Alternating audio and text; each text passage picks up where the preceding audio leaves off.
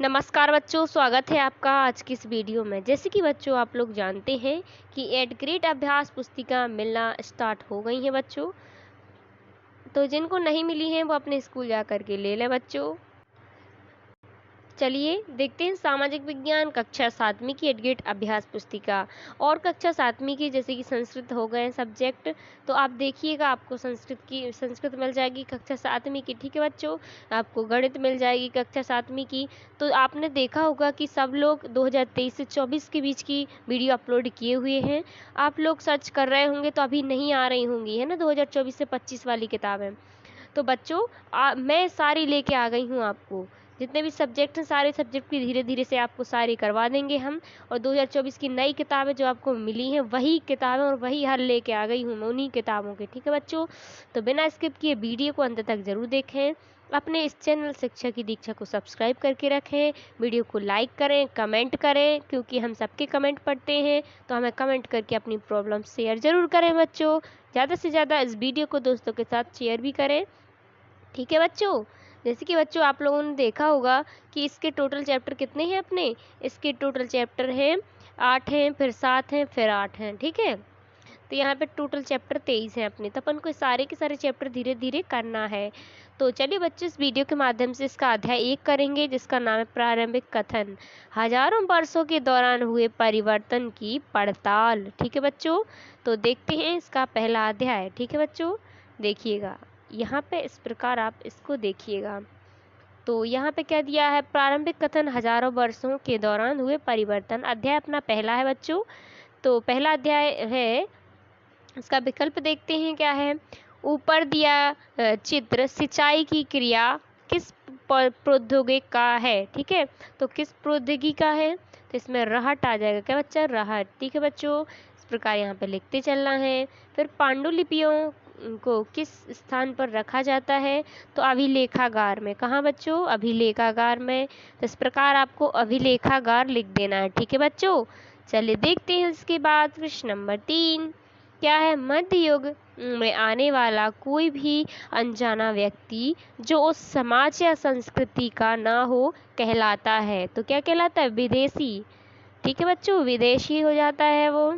इसके बाद चौथा प्रश्न है, मध्य युग में बड़े बुजुर्गों की सभा जो जातियों के नियम बनाती थी और उनका पालन करवाती थी उसे कहा जाता था। तो क्या कहते थे बच्चों उसे, तो उसे कहते थे जाति पंचायत। क्या कहते थे, जाति पंचायत।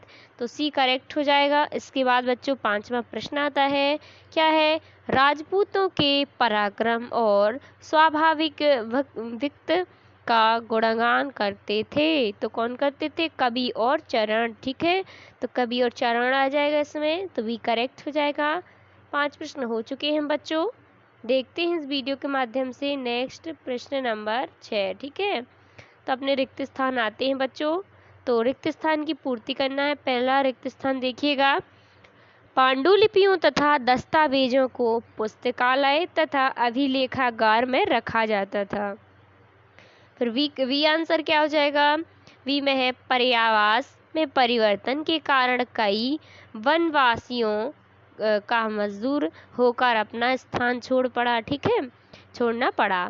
तीसरा है 14वीं शताब्दी के इतिहासकार जियाउद्दीन वर्नी ने अपना वृत्तांत पहली बार 1356 में लिखा था, ठीक है बच्चों। वह डी है, मध्यकाल में ऐतिहासकार सूचना एकत्र करने के लिए सिक्कों, शिलालेखों, स्थापित कला तथा पाठ्य अभिलेख पर निर्भर रहते थे, ठीक है बच्चों। फिर ई है, पांडुलिपियों की प्रतिकृति बनाने वाले लिपिक या लेखक कहलाते थे। कौन कहलाते, लिपिक या लेखक। इसके बाद बच्चों आता है प्रश्न नंबर 7, मध्यकालीन इतिहास जानने के स्रोत लिखिए। तो क्या आ जाएगा, मध्यकालीन इतिहास के बारे में जानने के लिए कई तरह के स्रोतों का इस्तेमाल किया जाता है, जिनमें पुरातात्विक तथा साहित्य दोनों तरह के स्रोत शामिल हैं, ठीक है बच्चों। आप वीडियो को बच्चों रोक करके वीडियो को पॉज करके लिख सकते हैं बच्चों, ठीक है बच्चों। चलिए देखते हैं 8वां प्रश्न, किसी भी क्षेत्र के पर्यावरण और वहाँ रहने वालों लोगों की सामाजिक और सांस्कृतिक जीवन शैली को क्या कहते हैं। तो किसी भी क्षेत्र के पर्यावरण और वहाँ रहने वाले लोगों की सामाजिक और संस्कृति जीवन शैली को सामाजिक सांस्कृतिक पर्यावरण कहते हैं। ठीक है बच्चों, चलिए इसके बाद देखते हैं प्रश्न नंबर 9।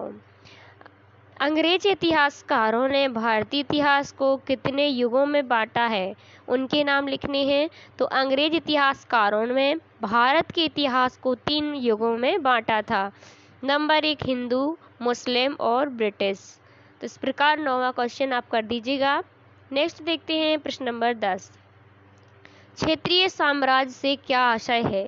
तो क्षेत्रीय साम्राज्य एक ऐसा साम्राज्य होता है जो कई क्षेत्रों में फैला हुआ हो।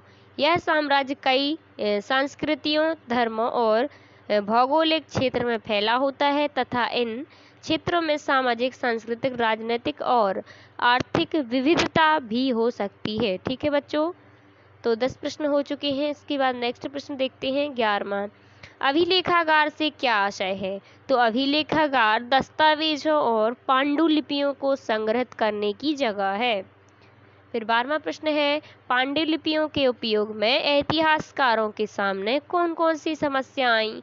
तो कई बार पांडुलिपियों की गिरावट को समझने में दिक्कत आई। आज हमें लेखक की मूल पांडुलिपि शायद ही कहीं मिलती है।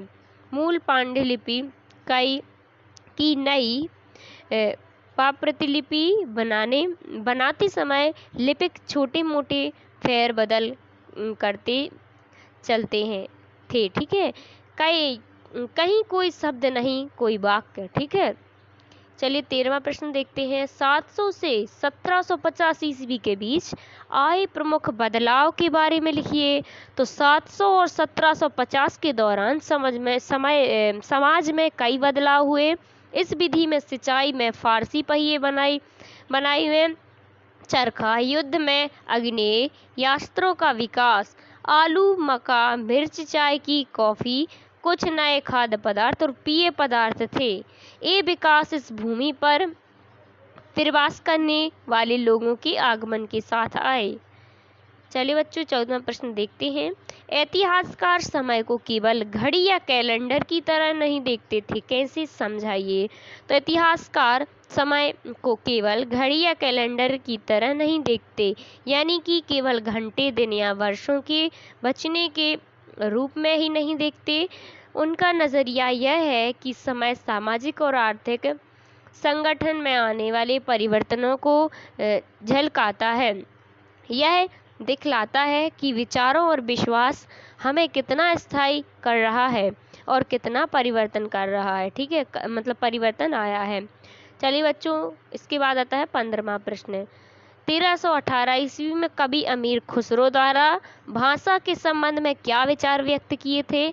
तो उन्होंने भारतीय संस्कृति और विभिन्न भाषाओं के साथ उनके संबंध को बड़ी उत्कृष्ट से देखा और उनकी महत्वपूर्ण भूमिका को स्वीकार किया। उन्होंने उर्दू को एक मिश्र भाषा के रूप में वर्णित किया और इसे भारतीय और इस्लामी संस्कृति के संगम का प्रतीक माना। ठीक है, मध्य काल में मुख्य धार्मिक परिवर्तन के बारे में लिखी। तो मध्यकाल में कई मुख्य धार्मिक परिवर्तन हुए जो समाज और सांस्कृतिक जीवन में महत्वपूर्ण बदलाव लाए।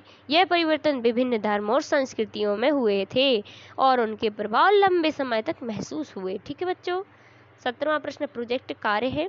तो अपने ग्राम या शहर की ऐतिहासिक इमारतों के चित्र से कीजिए और उनके बारे में निम्नांकित विवरण लिखिए। तो पहला क्या है, इमारत का निर्माण कब हुआ? तो 1631 ईस्वी में ताजमहल का निर्माण हुआ। निर्माण किसके द्वारा कराया गया? इसे मुगल शाहजहां द्वारा आरंभ किया गया था। इमारत के निर्माण किस प्रकार की सामग्री का उपयोग किया गया है? तो इसमें निर्माण में सफ़ेद संगमरमर के पत्थर द्वारा उपयोग किया गया। ठीक है बच्चों, तो हो गया है अपना चैप्टर खत्म। सॉरी, अभी खत्म नहीं हुआ, इसकी कुछ क्वेश्चन है। जैसे कि इमारत पर किस प्रकार की चित्रकला की गई? तो सफ़ेद संगमरमर पर अत्यंत उत्कृष्ट पत्थर की नक्काशी की गई है। ठीक है बच्चों, 5वां प्रश्न है, इमारत का वर्तमान में क्या उपयोग किया जा रहा है? तो वर्तमान में ताजमहल पर्यटक स्थल के रूप में उपयोग किया जाता है। इसकी देखभाल किसके द्वारा की जाती है? तो इसकी देखभाल भारत सरकार के अधीन है। इमारत का चित्र बनाना है तो यहाँ पे आप ताजमहल का चित्र बना दीजिएगा। ठीक है बच्चों, जो कि अपना आगरा में ताजमहल है। अगर आप यहाँ पे देख आए हो तो हमें कमेंट में ज़रूर बताएं कि हम यहाँ पे देख आए हैं। ताजमहल है ना, आगरा का ताजमहल। तो चलिए बच्चों, ये क्वेश्चन अपना हो चुका है। तो मिलते हैं नेक्स्ट पार्ट में, जिसका नाम है राजा और उनके राज्य अध्याय 2। तो बच्चों वीडियो को लाइक ज़रूर करें, चैनल को सब्सक्राइब ज़रूर करें, ठीक है बच्चों, और वीडियो को शेयर भी करें। थैंक यू बच्चों।